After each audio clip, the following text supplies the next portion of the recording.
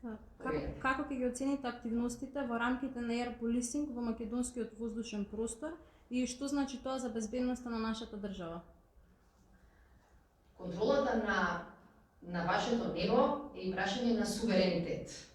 Кога зборуваме за суверенитетот и до сега сме зборувале, во принцип сме велеле ние си ја контролираме нашата територија.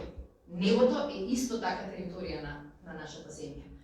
И формално се разбира дека нашиот суверенитет таму е неприкосновен.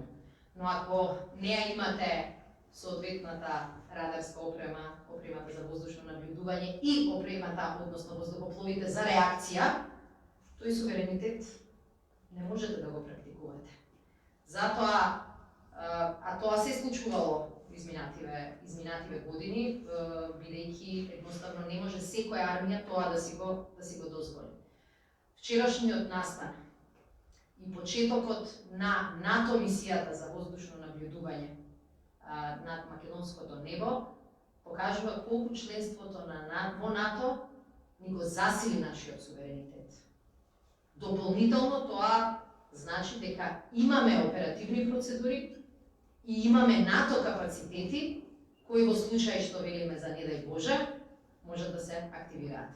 Тоа е како НАТО членството ја зголемува и безбедноста, но и суверенитетот на една држава како Северна Македонија.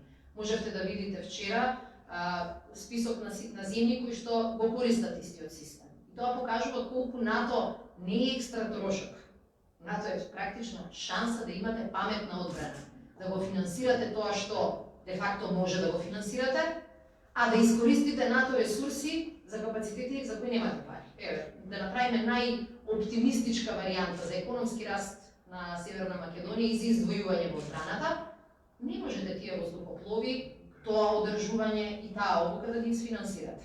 Дури побогати од нас држави тоа не може да го прави.